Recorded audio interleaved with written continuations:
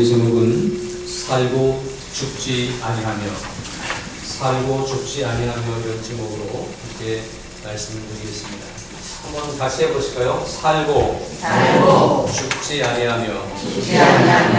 여러분들이 어떤 상황이 벌어지더라도 살고 죽지 않을 수 있길 바랍니다.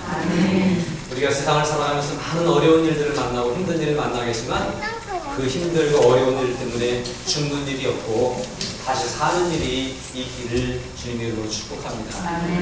특별히 우리 기독교 신앙은 부활신앙이라고 그렇게 얘기합니다.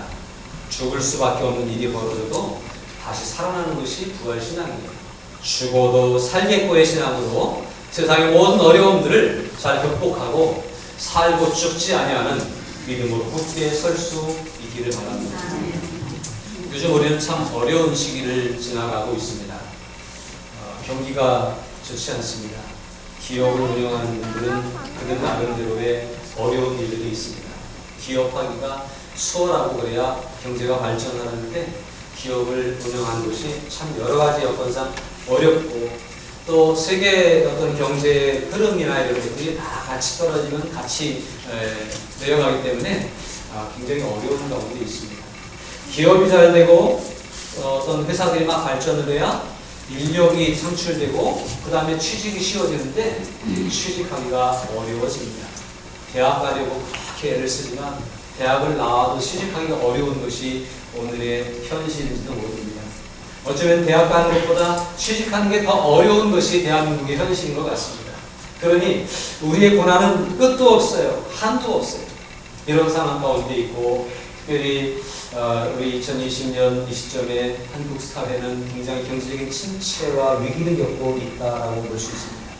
근데 여기다 더해서 코로나라고 하는 얘기가 한국 경제를 더 꼼짝 못하게 하고 있고 얼어붙게 하고 있고 그런 가운데 있습니다. 정부에서도 경제를 풀기 위해서는 막 돈 좀 쓰라고 해야 되는데 돈 쓰라고 하면 코로나가 얼러붙으니까 그러지도 못하고 또 코로나 때문에 봉쇄하고 말아두면 경제가 죽고 참 이럴 수도 없고 저럴 수도 없는 그런 어려운 가운데 있습니다. 이럴 때일수록 사실은 우리는 어떻게 해야 돼요? 세상이 힘들고 살기가 버거울수록 이 세상에는 한계가 있구나. 그래서 하나님을 더욱더 의지하고 믿음으로 기도하면서 이 위기를 극복할 수 있는 지혜가 필요한 줄로 믿습니다. 성경은 우리에게 이런 말씀을 하시죠.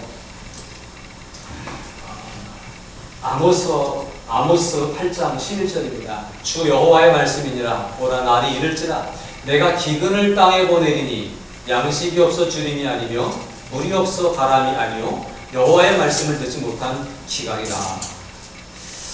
지금 기근을 당하고 있습니다. 경제적인 기근, 영적인 기근을 당하고 있는데 무엇보다도 뭐니 해도 영적인 기과란 말씀을 듣지 못한 기과란 우리가 예배를 마음껏 드릴 수 없는 기과람이 더 심각한 가운데 있다고 하는 것을 우리로 하여금 깨닫게 하는 그런 말씀인 것 같습니다. 이러한 때에 말씀을 향한 열정이 우리 가운데 일어나길 바랍니다. 말씀을 듣는 데 집중하시기 바랍니다. 말씀을 열심히 읽으시기 바랍니다. 기회가 됐으니 말씀을 열심히 쓰면서 마음에 되새길 수 있길 바랍니다. 말씀을 통해서 힘을 얻으면 아무리 힘들고 어려운 세상도 극복할 수 있고 이길 수가 있을 것입니다. 그러므로 저와 여러분들이 오늘 말씀을 붙잡고 이 위기를 잘 극복할 수 있는 그러한 지혜로운 성도가 될 수 있기를 바랍니다. 오늘 우리가 읽은 본문을 보면 우리가 계속 창세기를 지금 묵상하면서 또 그 상황 가운데 창세기가 오늘 우리가 당한 현실과 맞기 때문에 계속해서 말씀을 함께 나눕니다. 오늘 우리가 당한 상황이 심각한 기근 상황이 있잖아요. 오늘 우리가 읽은 본문의 말씀 가운데도 13절에서는 이렇게 말씀을 하고 있습니다.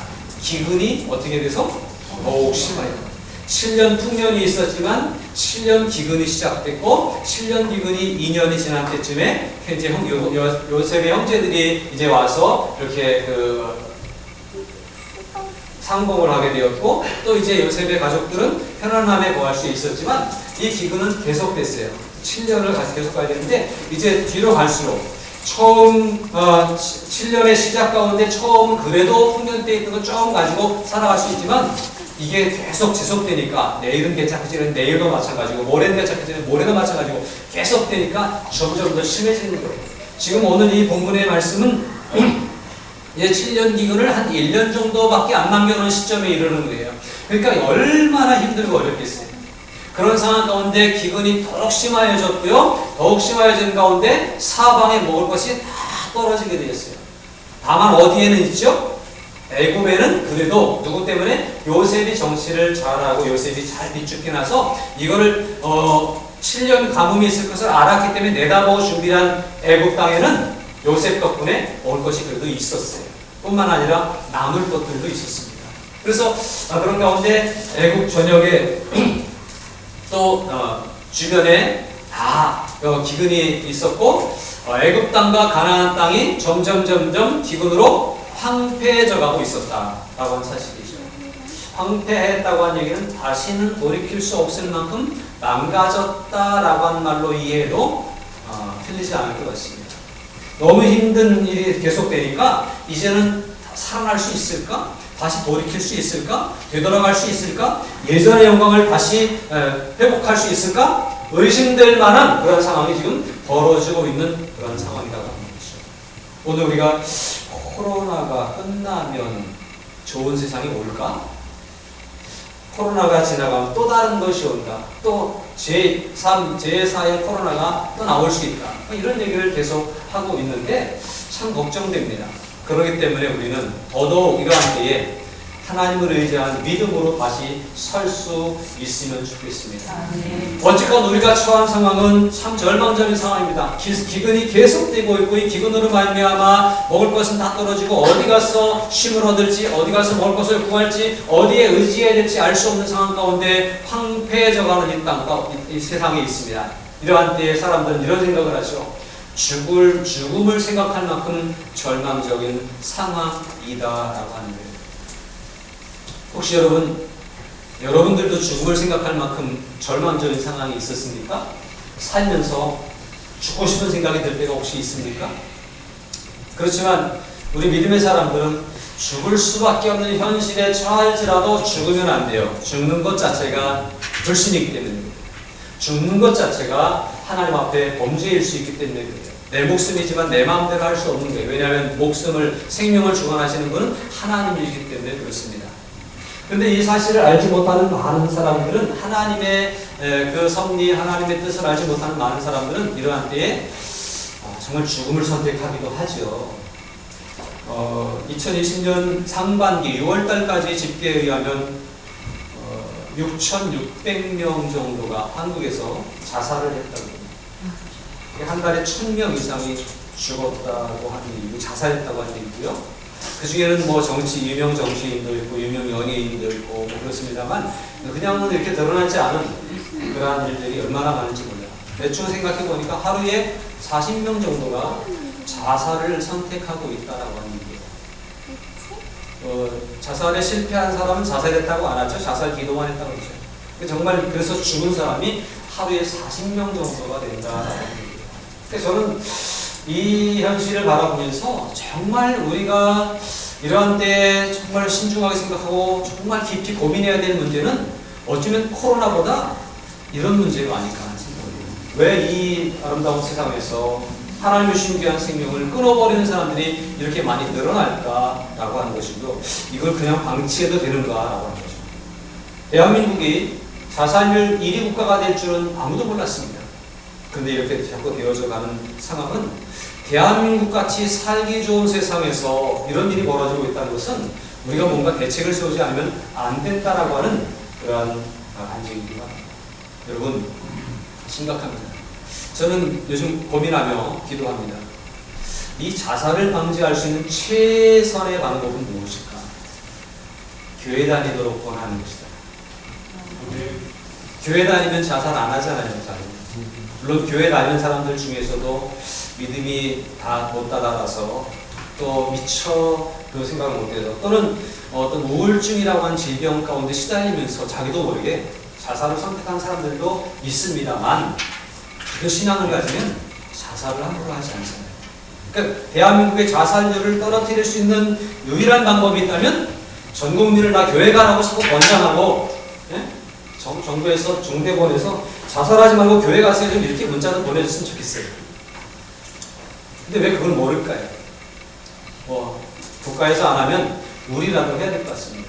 여러분, 자살을 방지하기 위해서 주변 사람들을 자꾸 교회로 인도하고 말씀하고 이끌어서 전도함으로 새 생명을 얻게 했으면 좋겠습니다. 아무리 힘들고 어려워도 믿음으로 꿋꿋하게 버티고 요셉처럼 인내하고 견디다 보면 좋은 날이 올 것을 기대하고 우리뿐만 아니라 우리 가족들에게, 우리 이웃들에게, 직장 동료들에게, 이 나라 많은 사람들에게 그렇게 생각이 되어줄 수 있도록 열심히 전도하시기 바랍니다. 교회가 계속 욕을 먹고 있고 우리의 신앙이 주변 사람들의 눈치를 보고 있습니다. 또 여기서 제가 생각하며 기도합니다. 저 사람들이 나에게 눈치를 안 주게 할 수 있는 방법은, 저 사람들이 나에게, 교회에게 막 비난을 하지 않게 할 수 있는 방법은 그 사람들을 교회 다니게 합니다. 쉽지 않겠죠? 그러나 여러분, 교회 다니는 사람들을, 반대하는 사람들을 위해서 기도하십시오. 스데반은 돌을 던지는 사람을 위해서 기도했습니다. 오늘 우리를 핍박하는 사람들을 위해서, 우리의 신앙생활을 조롱하는 사람들을 위해서 기도하고 그들을 위해 전도하는 일, 그것이 우리가 해야 될 것 같아요. 이 가을에 코로나의 위기가 아직도 끝나지 않았지만 여러분, 한 영혼 전도를 위해서 더욱더 힘썼으면 좋겠습니다. 그래서 10월 말이면 우리가 추수감사주의를 지킬 텐데 추수감사절이 예년 같을까 하는 그런 염려도 있습니다. 그러나 우리 마음 가운데 감사절에 온 세상에 추수하듯이 우리도 영적인 추수를 좀 거두었으면 좋겠다. 1차적으로는 우리의 믿음이 자꾸 떨어지던 우리의 믿음이 올라서서 아름다운 결실로 하나님께 올려드렸으면 좋겠다. 그리고 또 힘들어하는 영혼들을 주 앞으로 인도해서 그들의 영혼을 추수할 수 있는 기회가 됐으면 좋겠다. 그런 생각을 합니다. 그래서 오늘 저는 여러분들에게 기도의 제목을 드립니다.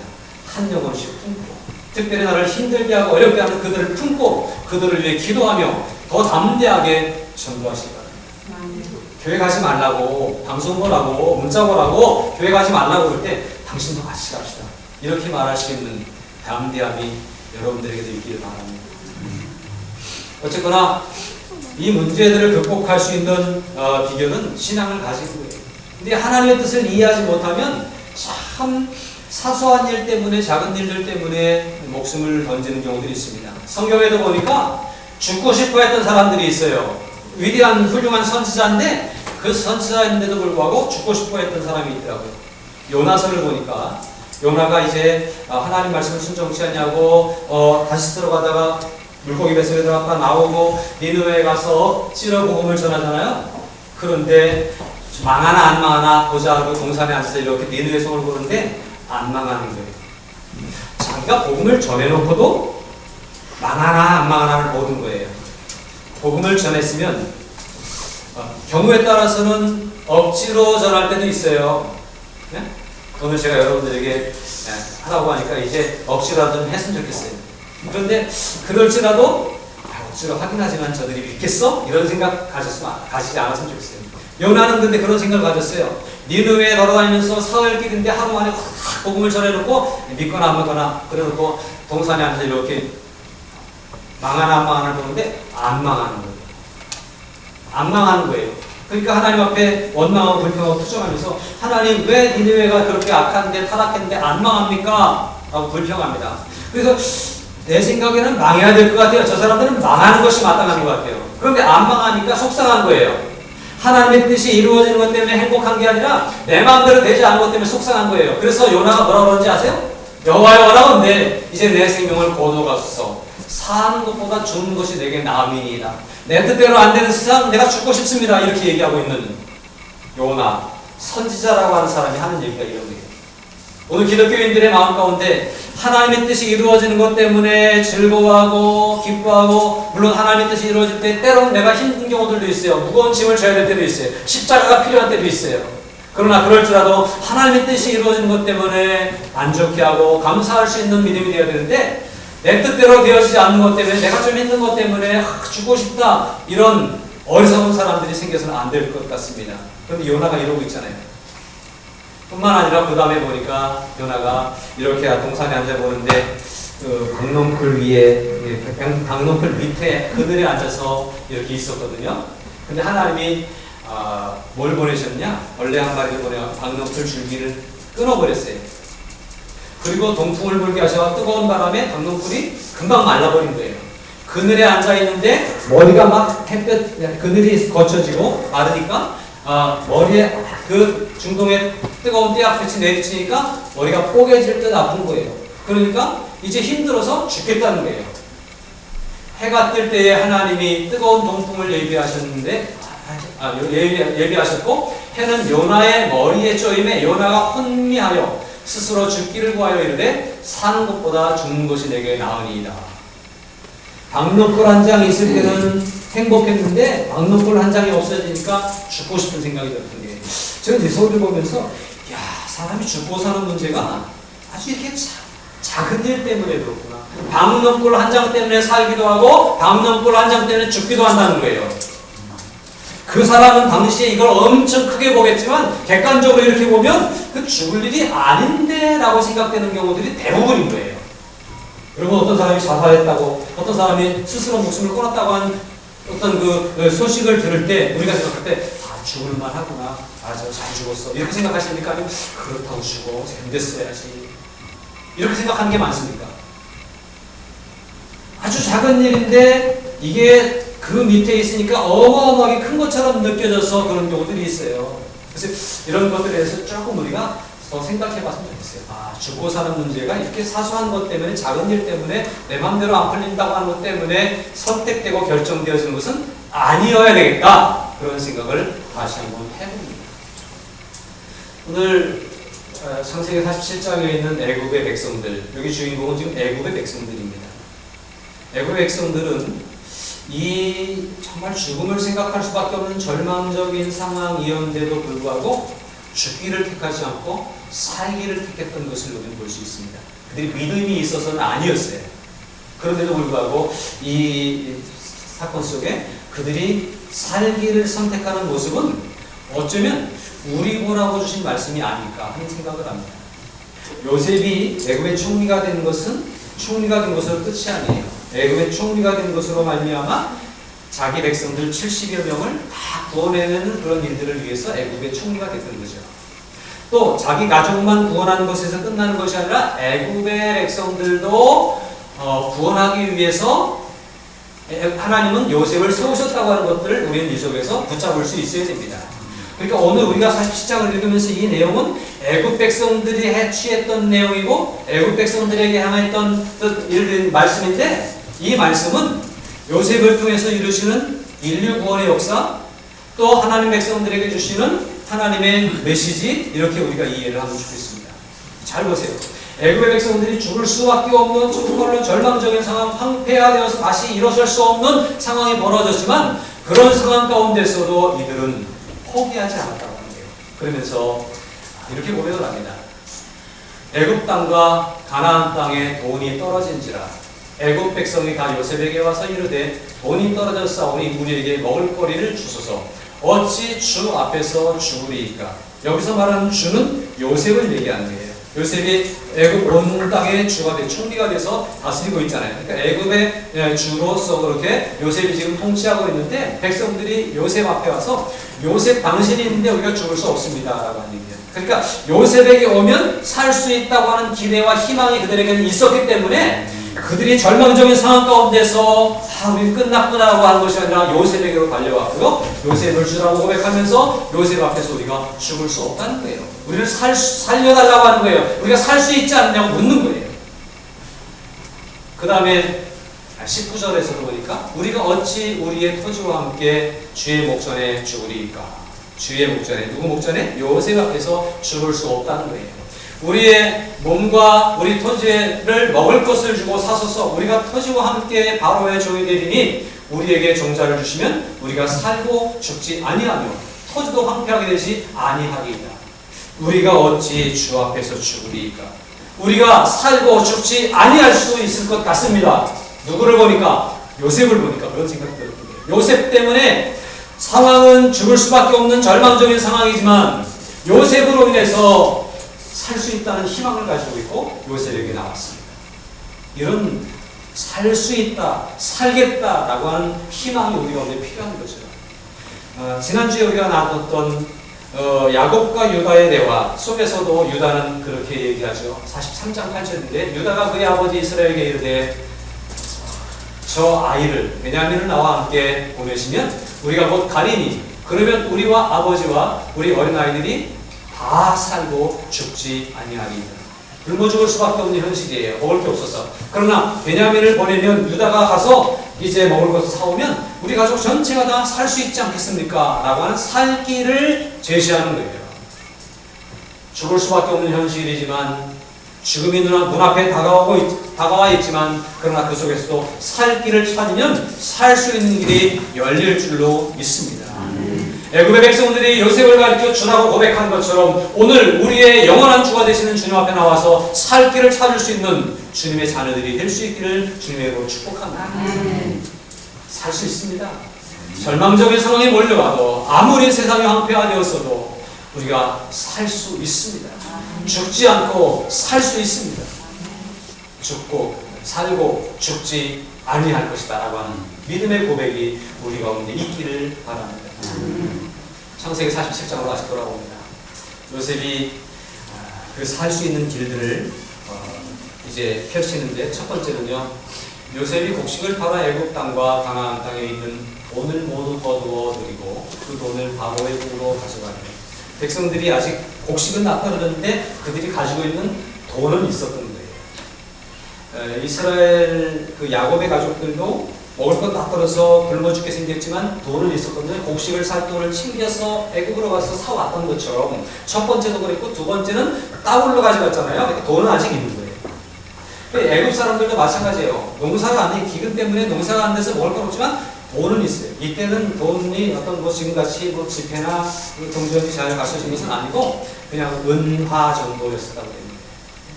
그런데 이 돈은 아직 있었던 거예요. 곡식을 살 수 있는 돈은 있던 거예요. 다만 곡식이 없었던 거죠.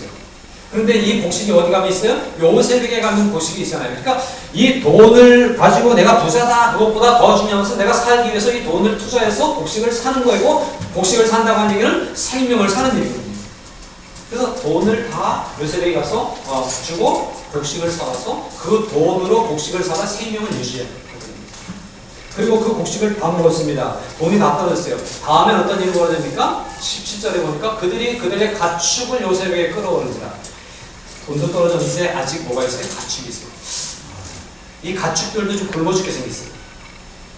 근근히 집까지 견뎌왔는데 이 가축들도 굶어 죽게 생겼어요. 그리고 이 가축을 가지고 있어야 이 소용이 없어요. 이 가축들을 요셉에게 끌고 와서 가축과 여기 보니까 말과 양떼와 소떼와 나귀를 가지고 와서 곡식과 바꿔서 또 유지하는 거예요. 그러니까 1년 동안 그 모든 가족과 가축과 바꾸고 그 해 동안에 먹을 것을 그들에게 주니라. 아까 말씀드린 것처럼 7년 흉년에 한 6년째쯤 되는 해에 이제 한 해 먹을 것을 가축을 주고 또 바꿨습니다. 가축이라고 하는 것은 어쩌면 이들의 어떤 그 사업 미천이 아닐까 하는 생각을 한번 해봤습니다. 혼자. 돈도 떨어졌고 현실이 없지만 내가 지금 다 힘들고 어렵죠. 이 가축이 다 지금 잘 크면 가축 팔아서 살 수도 있고 가축을 통해서 또 번식할 수도 있고 그래서 어떤 미천이 되지 않을까 하는 생각을 해봤습니다. 우리의 사업이 직장이 또 때로는 학교가 우리의 배경들이 이런 것들이 아닐까 하는 생각도 해봤습니다. 그러나 그 배경보다 더 중요한 것은 내가 살고 가야 됩니다. 그것을 팔아서 곡식을 구했습니다. 근데 이걸 팔아서 했는데도 불구하고 또 1년이 지났죠. 근데 또 떨어졌으니까 어떻게 해야 돼요? 이제 뭐라고 그럽니까? 그 해가 나아가고 새해가 되매 우리가 요셉에게 와서 그에게 말하되 우리가 주께 숨기지 아니하나이다. 우리의 돈은 다하였고 돈을 다 주고 곡식을 사 먹었잖아요. 그러니까 돈보다 뭐가 중요했어요? 곡식이 중요했고 곡식으로부터 얻을 수 있는 생명 유지가 더 중요했기 때문에 돈을 다 투자할 수 있었던 거예요. 또 그 다음에 가축, 미천, 자기들의 생활 미천 이거 다 갖다 맡기고 그리고 곡식과 바꿨던 거예요. 생명의 소중함을 알기 때문에 바꿨던 겁니다. 그래서 우리의 가축대가 다 주께로 돌아갔사오니 주께 낼 것이 이제는 없습니다. 이제 남은 게 뭐예요? 우리의 몸과 깔고 앉아있는 토지 밖에 없습니다. 라고 얘기합니다. 우리 한국 사람들처럼 땅을 소중하게 생각하고 집을 소중하게 생각하는 사람들이 없어요. 그래서 집 그러는데 집 때문에 그냥 이 정부가 이 주택 대책을 아무리 내놓지만 잘 안 되잖아요. 그럼에도 불구하고 집이 없는 사람들이 많고요. 이게 심각한 문제인데 이게 우리의 생명과 바꿀 수 있는 것은 아니라고 하는 사실을 우리가 잘 알아야 됩니다.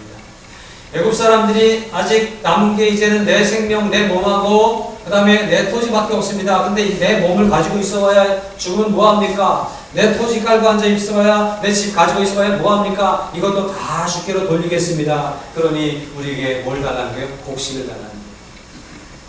19절입니다. 우리가 어찌 우리의 토지와 함께 주의 목전에 죽으리이까? 땅만 많은 뭐합니까? 굶어 죽이면 그만인데 그런 얘기죠. 우리 몸과 우리 토지를 먹을 것을 주고 사소서 우리가 토지와 함께 바로에 뭐가 된다고요? 종이 되겠다라고 하는 거예요. 스스로 우리가 바로의 종이 되리니 우리가 살 길을 주세요 라고 한 얘기예요. 종이 되도록 살아야 살기만 하면 돼요. 그런 마음으로 스스로 종이 되기를 자처합니다. 그리고 우리에게 종자를 주시면 우리가 살고 죽지 아니하며 토지도 황폐하게 되지 아니하리이다. 토지가 황폐하게 된다는 심을 수 없으니까 끝나는 거예요. 그러나 종자를 주시면 이걸 심어서 올해는 힘들지만 내년을 기대할 수 있는 일이 생긴다라고 하는 얘기죠.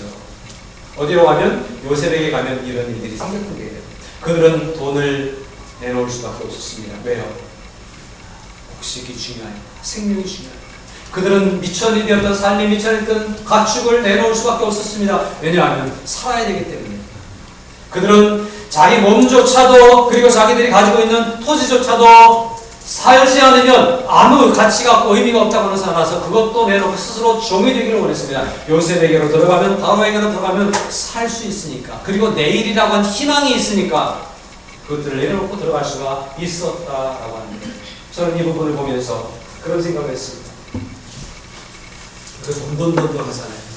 그럼 돈보다 더 중요한 것이 이게 생명이라고 하는 사실이에요. 우리가 이것만은 놓칠 수 없어. 내 사업체, 내 어떤 땅과 내 집과 내 자녀와 내 직장과 이런 것들 때문에 그걸 놓칠 수 없어서 내 신앙이 흔들릴 때가 많이 있잖아요. 그러나 그것보다 더 중요한 것이 생명이라고 하는 사실이에요. 심지어 이 몸조차도 주인 되시는 그분께 내어놓으면 내가 살 수 있고 미래가 있는데 그저 내가 보고 싶은 이건 내 거야 라고 할 때에 우리는 그냥 끝나버릴 수도 있지 않냐라고 합니다. 그러나 여러분, 우리가 이럴 때 지혜가 발동되었으면 좋겠습니다. 돈보다 중요한 것이 생명입니다. 가축보다 중요한 것이 생명이었습니다. 내 몸보다도 육신이나 토지보다도 더 중요한 것이 목숨이었기에 그들은 스스로 내놓을 수가 있었습니다. 애굽 사람들에게 일어났던 사건이지만 오늘 이것을 우리가 깊이 생각해 보면서 내가 돈 때문에 생명을 포기하는 어리석은 자가 되어서는 안 되겠는데, 내가 생활 미천 때문에 영적인 생명을 소홀히 생각하는 일이 되어서는 안 되겠는데, 심지어 이 몸이라도 주님께 드려서 영원한 생명을 보장받고 오늘은 힘들지만 내일 미래가 열려지는 일이 생겼으면 좋겠다. 그런 생각을 가지고 이 말씀 앞에 설 수 있으면 좋겠습니다. 이 땅에서도 살지만 영원한 하나님 나라에서도 살 수 있지 않습니까? 우리 영적인 생명이 얼마나 소중한 겁니까? 그런데 이 영적인 생명을 아주 하찮게 여기고 별볼일 아니라고 생각해서 그저 뒤로 자꾸 미루는 그런 일들이 우리 가운데 생긴다고 하는 얘기예요. 저는 다 양보해도 신앙만큼은 양보하지 않았으면 좋겠습니다. 왜냐하면 신앙은 생명이기 때문에 그렇습니다. 여러분 살면서 세상 사람들에게 다 양보하십시오. 세상 사람들에게 다 양보하고 다 져주십시오. 그게 덕을 끼치는 신앙인의 삶이에요. 그러나 믿음만은 양보하지 마십시오. 이 믿음을 지켜야 내가 살 수 있고 믿음을 지켜야 우리의 미래가 있고 희망이 있는 겁니다. 그러므로 우리는 이 목숨을 위해서 모든 것을 내놓을 수 있는 그런 지혜 있는 성도가 될 수 있기를 바랍니다. 생명을 위해 돈을 내놓고 가축을 내놓고 토지와 몸까지 내놓았던 애굽의 그 사람들처럼 오늘 우리의 믿음을 지키기 위해 모든 것을 내놓을 수 있는 그런 우리들이 되기를 바랍니다. 여러분 오해하지 마십시오. 잘못하면 목사님 신앙을 지키기 위해서 돈 내놓으려네? 직장이고 뭐다 포기하고 믿음 생활만 하려네? 그렇게 오해할 수 있습니다. 그 얘기가 아니에요. 돈보다 신앙이 더 중요한 것을 알라고 하는 얘기예요. 생활 터전보다 믿음이 더 중요한 것을 놓쳐서는 안 된다고 하는 얘기예요. 이 세상적인 욕심, 목숨보다도 영적인 생명을 구하기까지 이것도 내놓을 수 있는 결단력이 우리 신앙 가운데 필요하다고 하는 말씀을 하고 싶은 거예요. 여러분, 돈 내면 제가 부자 됩니까? 바로 요셉에게 돈을 다 갖고 오니까 요셉이 그걸 다 바로에게, 요셉도 안 됐어요. 똑같습니다. 여러분, 교회에 헌금 많이 한다고 교회 거 되는 게 아니라 하나님이 쓰시는 거예요. 그것이 세상을 부지할 거고 그것이 세상을 아름답게 할 겁니다. 교회가 돈 때문에, 헌금 때문에 요새 모인다고요? 대면 예배 드린다고요? 아니에요. 그러나 여러분, 더 중요한 것이 무엇인지를 알아야 될 것입니다. 더 중요한 것을 놓치기 때문에 돈 때문에 믿음을 팔고 세상의 어떤 환경과 여건을 놓칠 수 없어 이걸 놓치기 아까우니까 이걸 붙잡으려고 믿음을 저버리고 믿음을 자꾸 뒤로 미루고 양보하는 그런 일들이 있습니다. 그러니 중요한 순간에 내 목숨을 내놓을 수 있는 결단력이 어디 생기겠어요. 그러므로 이런 결단력을 가지고 정말 중요한 생명력, 영적인 생명력을 위해서 결단할 수 있는 우리들의 믿음이 될 수 있길 바랍니다. 이렇게 결단하고 요셉에게 맡겼던 백성들에게 어떤 일들이 주어졌는지 아십니까? 21절로 쭉 넘어가서 19절까지 읽었습니다. 뒤에 그 결과들이 나오는데요. 요셉이 애굽 땅 이 끝에서 저 끝까지 백성들을 성읍들에 옮겼어요. 어떤 성읍으로 옮겼을까요? 먹고 살 수 있는 성읍으로 옮긴 거예요. 굶어 죽을 수밖에 없는 황폐한 성읍들에 있었는데 그들이 다 요셉에게 생명까지 목숨까지 맡기고 나니까 그들을 살 수 있는 땅으로 옮겼다라고 한 얘기예요. 오늘 우리의 믿음이 하나님 앞에 온전히 맡겨지고 헌신되어질 때 하나님은 우리를 영적인 하나님의 나라로 옮겨주시는 은혜를 베푸실 줄로 믿습니다. 이 땅에 살지만 하나님의 나라를 경험할 수 있을 것이고 이 땅에 살지만 하나님의 나라의 은혜와 축복을 경험할 수 있을 거예요. 돈이 좀 쪼들리지만 마음의 기쁨을 누릴 수 있을 것이고 환경이 좀 불편하고 어렵지만 그러나 늘 솟아오르는 기쁨을 누릴 수 있을 것이에요. 이것이 이 땅에서 하나님의 나라로 옮겨진 사람들의 삶입니다. 뭐가 불안하십니까? 뭐가 두려우십니까? 믿음 안에서 하나님은 걱정과 근심과 두려움을 물리치고 기쁨과 즐거움으로 살아갈 수 있는 삶이 펼치도록 우리를 옮기신다고 하는 사실을 믿으시기 바랍니다. 그 다음에 어떤 일이 벌어졌습니까? 23절에 보니까 요셉이 백성에게 이르되 오늘 내가 바로를 위하여 너희 몸과 너희 토지를 샀노라. 여기 종자가 있으니 너희는 그 땅에 뿌리라. 먹고 사는 것뿐만 아니라 종자를 줬어요. 종자를 주니까 이 종자를 가지고 땅에 뿌리는, 이 땅이 이제 누게 됐죠? 요셉에게 다 내려왔고 요셉이 바로의 것으로 다 맡겼어요. 내게 아니에요. 이젠 자기들은 아무것도 없어요. 그냥 살려주신 대로 목숨만 유지하고 있어요. 내 건 아무것도 없어요. 그런데 종자를 주면서 바로의 땅에다가 내게 아니지만 뿌리라는 거예요. 미래를 위해서 내 것도 아닌데 보다 뿌릴 수 있게. 저는 이스라엘 백성들이 애굽을 떠나서 가나안에 들어가는 모습을 이렇게 생각합니다. 원래 가나안이 그들의 것이 아니에요. 하나님 그들에게 주신 것이죠. 원래 내 것은 아무것도 없습니다. 우리 이 땅에 나올 때 다 빈손으로 나왔습니다. 그런데 하나님 우리에게 많은 것들을 펼쳐보시고 여기서 살게 하셨고 여기서 누리게 하셨고 이것을 다스리게 하셨어요. 그 하나님이 주신 거예요. 모든 것이 하나님의 은혜예요. 거기에서 하나님이 종자를 주시고 바로가 종자를 주고 뿌리라는 거예요. 이걸 뿌린다고 한 얘기는 왜 뿌려요? 거둘 것을 기대할 수 있는 거죠. 오늘 뿌리는 일이 좀 힘들어도 눈물을 흘리며 뿌려 씨앗을 뿌릴지라도 기쁨으로 거둘 것을 희망하면서 살아가는 거예요. 이들은 뿌리면서 1년을 견딥니다. 그러니까 그 흉년 다시 나갔고 1년 후에는 다시 풍년의 기쁨을 맛볼 수가 있게 되었습니다. 온전히 하나님 앞에 헌신한 주의 백성들에게 미래를 기대할 수 있는 기쁨과 희망이 생길 것이고 그 희망처럼 그 소망을 품은 것처럼 하나님의 축복이 넘치게 될 줄로 믿습니다. 주님 안에서 희망을 꾸시기 바랍니다. 꿈을 꾸시기 바랍니다. 하나님의 허락한 땅에 하나님의 허락한 환경에 하나님이 우리를 데려다 놓으신 그 자리에서 하나님이 주신 믿음의 씨앗을 뿌리고 꿈을 꾸시기 바랍니다. 거둔 날이 있을 것입니다. 그리고 이제 그들이 거두게 될 때에 24절에 추수의 5분의 1을 바로에게 상납하고 5분의 4는 너희가 가져서 토지의 종자로 삼고 너희의 양식으로도 삼고 너희 가족과 어린 아이의 양식으로도 삼으라. 내 땅이 아닌 데다가 바로를 통해서 허락받은 종자를 가지고 내 땅이 아닌 곳에 내 것이 아닌 것을 심었어요. 그리고 5분의 1은 주인에게로 돌려주고 나머지는 내가 가지라는 거예요. 5분의 1이 아깝습니까? 5분의 4가 감사합니까? 5분의 1도 원래 누구 거예요? 바로의 땅에다가 바로가 준 종자를 심었어요. 나는 누구예요? 바로의 종이에요. 근데 거기다 뿌렸고 심었고 거뒀습니다. 그런데 이게 결국 누구 거예요? 나도 바로의 종이고 바로의 땅에다가 바로가 준 씨앗을 심었어요. 그럼 이게 다 누구 거예요? 바로의 것이 돼야 돼요. 근데 요셉의 경제정책은 그게 아니었어요. 5분의 4는 너희가 가시라. 얼마나 감사합니다. 얼마나 은혜로워요. 여러분, 우리가 경제가 잘 풀리고 좋아지면 여러분 돈을 많이 벌면 5분의 1 정도는 나라에다 세금으로 내야 돼요. 경제가 잘 돌아가면 행복한 나라입니다. 선진국들은요, 박지성 선수가 옛날에 40억씩 이렇게 그 연봉 받을 때 절반 정도가 세금이었다는 거 아시죠?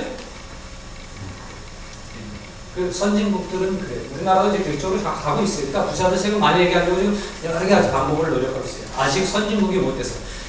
사는 건 선진국인데 마음이 선진국이 못돼서 이게 너무 아까운 거죠.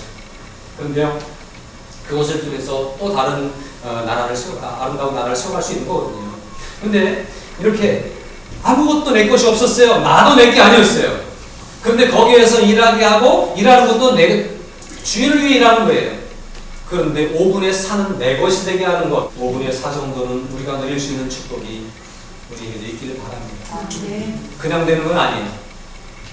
그분께 다 맡길 때, 그분께 다 의지할 때, 내 것이 아닙니다, 주님의 것입니다 라고 고백할 때 5분의 4는 내 것이 될 수 있는 놀라운 축복이 주어진다고 하는 거예요. 25절에 보니까 그들은 이렇게 고백합니다. 너무너무 감사합니다. 너무너무 행복한 거예요.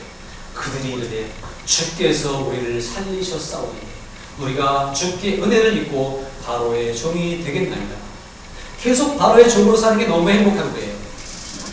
아무것도 없었는데 황폐한 곳에서 죽을 수밖에 없는 자들을 살리셨고 용서할 수 있게 하셨고 그 다음에 그냥 열심히 일하는 것으로도 살 수는 있는데 사는 것 정도가 아니라 5분의 4를 누리며 살게 하시니 얼마나 행복해요. 그래서 그들은 고백합니다.